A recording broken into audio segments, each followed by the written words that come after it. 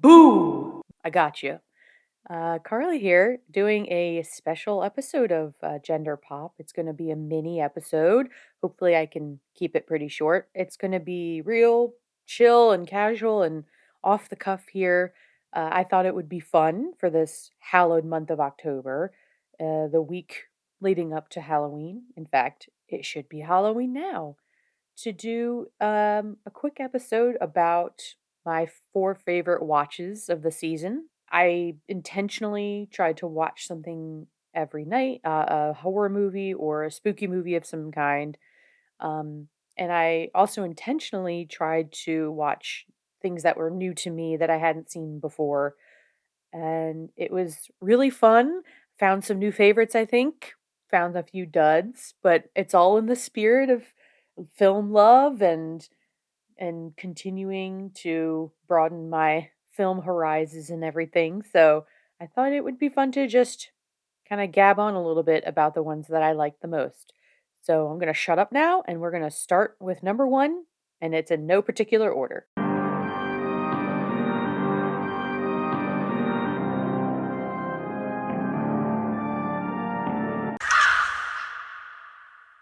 So the first one I want to talk about is Smile 2. I had only seen the first Smile, I think it was this year, a few months ago. Um, and I just never got around to watching the sequel, but what better time than to watch it than in October? And in fact, it was my very first one for on October 1st that I watched. And I really liked it. It's always fascinating and refreshing to see a sequel kind of build upon its premise rather than just kind of recycle what we've already seen and everything. I think it was obviously very smart of them to put it in a whole different setting. It's kind of a concept that you can, I mean, again, it's a smart choice or smart writing to kind of create a concept that could work in a multitude of settings. And they really amped it up. I mean, the freaking creature, demon, whatever you want to call it, is going for world domination here. Setting it in a pop world was really cool. Um, that would be my only criticism. Is I wish we kind of, I wish the film was enveloped in that pop world a little more. We get a few rehearsals. We get a few of her kind of performing on stage to an audience. There's a particular sequence that was really cool, really creepy with like her dancers, but I found myself really wishing that we had kind of gotten this very creepy within the style of how they filmed that sequence, like dance sequence almost. I thought that's where it was going and it didn't, and it just felt like they really didn't kind of deliver fully on that kind of pop environment. But, they got the aesthetics of it and everything, and again, it worked really well, especially with Naomi Scott's performance, who I thought was fantastic, and I hope she gets more work off of this. It's been a few years since it's came out. Really enjoyed her performance. I don't think I'd ever seen her in anything before. It seems like this was probably one of her first kind of leading roles, at least on a film in this scale. Um and I really, really liked her performance, and she really just, like, gave it her all. You know, people are asked to do so much in horror films, especially if you're leading it. I'm sure it's exhausting to perform that, like, day after day and everything, and she just really brought it. Um, I ostensibly, they'll keep making these. I don't really know where it goes from here because, again, the creature, whatever at the start of this it kind of ends. Big, big spoiler. Spoiler, spoiler, spoiler. Please skip ahead a few seconds to a minute, if you have not seen it. Spoiler. Seems like she's kind of, infected, so to speak, this smile virus or whatever with, like, thousands of people who will go on to infect others, so it seems like you could just have a potential, like, pandemic of the smile virus, which is everyone's favorite topic nowadays. But anyways, found it really cool, really effective. I think it was probably creepier and scarier than the original. So was very on board for Smile 2. The next one, number 2, is The Black Phone. Again, the original. I just realized I'm starting out with two films that are becoming franchises basically, and of course, The Black Phone 2 at the time of this recording has just come out pretty recently. Haven't seen the sequel. This one I actually only saw like last week. Not that time means anything depending when you listen to this, but I kind of just put it on a whim a little bit. I ignored it when it came out. I don't know, for some reason, it just didn't really grab me, when I was seeing, like, promos and stuff for it. But, I can always get down with some Ethan Hawke, um, and yeah, I put it on, and I was really surprised how much I ended up liking it. Is it the most, like, watertight kind of writing or story? Not really, but I think the child performances are so amazing. I mean, they carry that movie. It's really predicated upon their performances and how they're responding to their environment here and what they've been going through. Um, and all of the kids that were in this, not only like the two main leads that play siblings, but all the other victims, um, were really great, and I think really helped to uh, ride home the concept since it's obviously a supernatural concept, and it helps to have good performances to allow audiences to really invest and believe in what they're seeing. And so, yeah, and I mean, of course, Ethan Hawke is pretty much great in everything I've ever seen him in. I learned after the fact that he actually was kind of against being in horror movies because he's apparently not much of a fan of them himself. So, obviously he kind of just stayed away from ever working in one. But the director slash writer kind of really won him over with the script and with the concept in the end. And how great, then he came back for the sequel and all that stuff. So he obviously really enjoyed it, really found something deep there to help motivate him for this really fucked up character and everything. He was great. He was really menacing. I had no problem believing that he was this bad guy. I also really liked the kind of the 70s setting and vibe of it. Apparently Scott Dickerson Derrickson, I think it's Derrickson, I'm sorry. The writer director of it grew up in Denver during the 70s, had some sort of familial ties with some of these kind of serial killer zeitgeist. I think I read that he had talked to a member of the Manson family on the phone. So, obviously he had pretty direct childhood ties to this sort of setting, and so knew how to tap into that. And again, I think it goes to show that when you're kind of really pulling from personal experience, even though it's also based on a book, and of course it's very heightened and exaggerated and a supernatural element to it, if you're really kind of pulling at your own psyche, you kind of get your best work going and you can really put kind of a personal stamp and touch on it, which then translates very much to the viewer. I mean, at least for me, I really felt like this was a lived in concept, a lived in world. These characters are, maybe born out of people that he knew or he added little characteristics or whatever. Like, it's just obviously a good marriage between like the right writer and director and the novelist, um, who have, yeah, that they had both had connections to that really, when they brought them together, kind of allowed them to have this joint vision that ended up working for me. I felt, at the end of the day, all that really matters with a movie, in my opinion, because I know you asked for my opinion, is that like, are you invested in it when something goes wrong or the character succeeds in something? Are you just like fucking rooting for them and you're like, hell yeah? And when Finney just used his buddy's idea of packing the phone with sand and just reaming in on Ethan Hawke's character, I was all in. I was clapping. I was down for it. And that's when you've really, I think, done something right and really kind of penetrated through to the viewer. So, kudos to just the kind of uh love and personal touch that really felt, that this movie feels like it has. And I very much look forward to seeing the sequel at some point.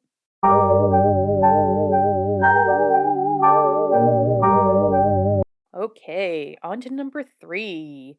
So, this is one that I had heard about for a while, but I had just never gotten around to watching it, or I don't know if it was just accessible to me. But it is Behind the Mask: The Rise of Leslie Vernon. I know it's become quite a cult favorite, so I was really interested and excited to check it out when I was able to see it. And I think the biggest takeaway from it for me is kind of how kind of quietly influential it was. Well, it's a really good examination into the kind of pedigree of not just film, but kind of all art where everyone's borrowing from everyone, everyone's stealing from everyone. I'm kind of the belief that there's nothing original except how someone's take and someone's vision on something can be original. You can do some because there's a lot of callbacks and homages to things in this film of past horror movies. So you can tell the people making it love horror, love the kind of tradition of horror and all the tropes and everything and motifs and stuff and just iconic things from past horror and just kind of layered it into this, but while still having their own approach. And it is a found footage type thing. I mean, it's done in the form of a documentary, so it's kind of more of a mockumentary, but not in like the comedic way kind of we're more used to. Um, and it came out in the early 2000s, so I think it was ahead of the curve a little bit.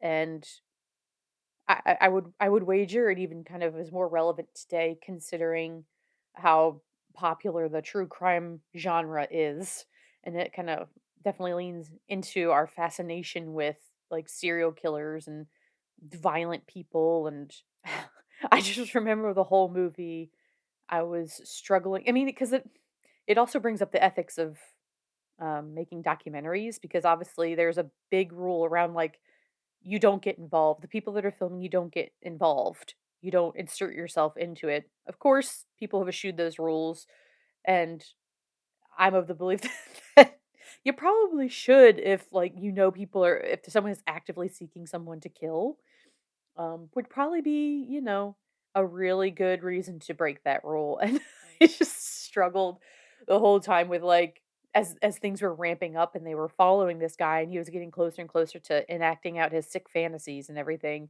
why they weren't stepping up more. But of course, if they did, we wouldn't get the kind of, bait and switch twist kind of thing at the end. I don't know if it's that surprising. I think I kinda guessed that that was gonna happen, but again, that's for me, it's fun to guess things because it's, again, just playing into that whole concept of knowing where this film is pulling from and kind of the inevitability of the tradition of horror, and so they just kinda followed through on that concept, and they did it really well. I thought it was effectively creepy, and it is this cool little kind of movie that seems to keep popping up and kind of keep going the distance. And again, it's cult favorite, but if you haven't heard of it, if you haven't seen it, check it out. I think it's a good if you're into horror, I think you'll really appreciate the kind of love that was put into this and into the genre as a whole.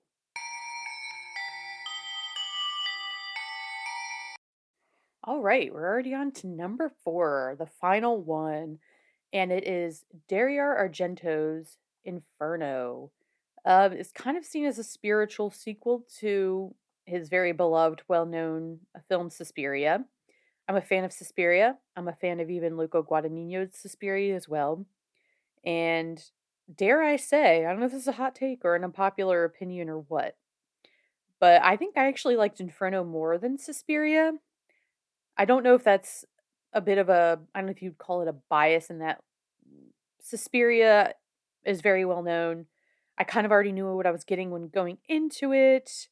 Um, it didn't kind of, I don't want to say it didn't wow me because it is a film that I do love and appreciate, but I went into Inferno just completely blind. I was just like, this looks spooky. I see it's about witches. I like his past work for the most part. Let's just put it on. And I was really, I mean, I think even there in the first few minutes of it, one of the characters go like goes into like the basement or something of the apartment complex they live in and finds like a hole in the ground and it's like a bunch of it's just water underneath and she drops something so she actually goes into the water and like just from the jump I was on board with that because it was like it was so cool, it was so intriguing, so mysterious, so beautiful as a lot of his work is just so his style is just so just yummy yum yum yum yum delicious. Just the colors, the settings, the kind of this eerie beauty he's able to inject into the surroundings. Um, just masterful kind of stuff. I mean, kudos to the lighting crew and the production design and all of that behind it, you know. Takes a village, but you know, just immediately from that scene I was like, "All right, I'm into this. I don't really know where the heck it's going to go." And like most of Argento's work, it's very loose on plot and big on vibes. It's very much she's just trying to create like a feeling and an atmosphere and you know, it's again it's not the strongest story ever, but I think if you're fucking good enough at what you do and have such a strong point of view in what you're trying to convey and put on screen like Argento obviously seems to have had, you don't need the plot. um yeah, it's so so completely itself, so completely competent in what it's putting on the screen to show you that, man, I'm just along for the ride. It kind of hops around perspectives, which is a little bit annoying, but man, there are just some set pieces and some images that are just so like haunting and gorgeous. A lot of it just takes place in this apartment complex, so it's very bottled, and I'm always a fan of like bottled, whether it's a show like a bottled episode or just a bottled story where it does all happen in kind of one place and it kind of starts and ends, maybe even like loops around. Anything like that, I'm like immediately on board with. I don't know why, it's just a preference. I really like those kind of stories. I like that kind of vibe to it. And it is very much this kind of labyrinth, like you just see these kind of characters just further and further descend like literally into like the bowels and crevices of this apartment complex, but of course in their psyche and their mind. Could I tell you what we're really going on at the end of it? Not really. There's some allusions to kind of this ancient arcana witchcraft kind of stuff going on. And there's this kind of big monologue at the end that one of the so-called witches, I don't think they ever actually use the word witches in it.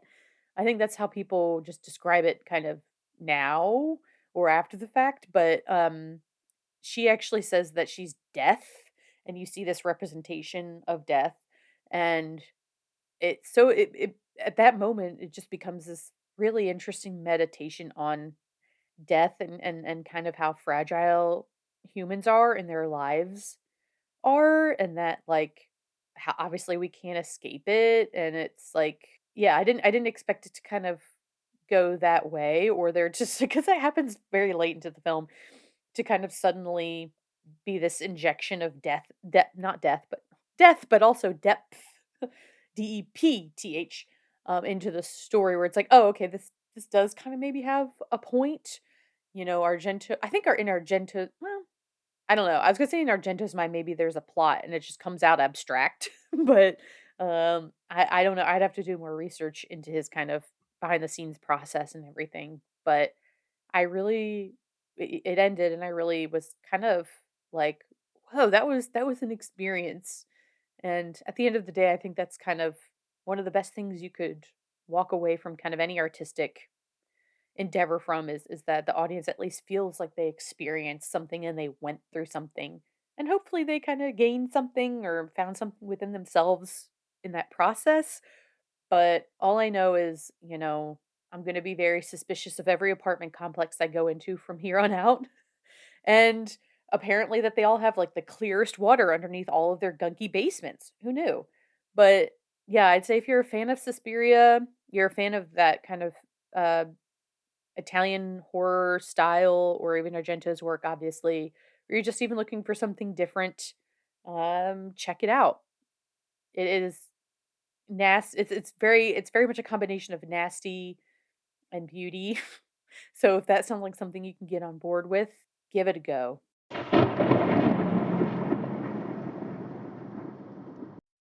Would you believe it? Just like that, we're at the end of this mini episode. I've totally forgot to mention at the start that I am on Threads now. I am doing the social media to the best of my ability. I am at that Ginge Carly on there. Most of it is me trying to promote the podcast to get this off the ground a little more, but I also just post any old musings and bullshit that come into my head at any given time.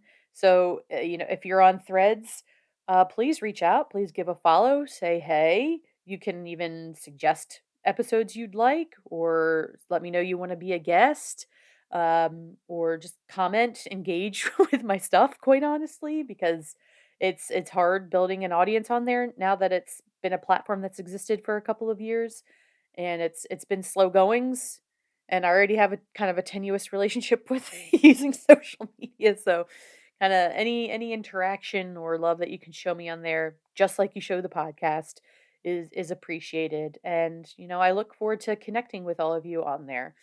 Once again, I'm at that Ginge Carly, ThatGingeCarly.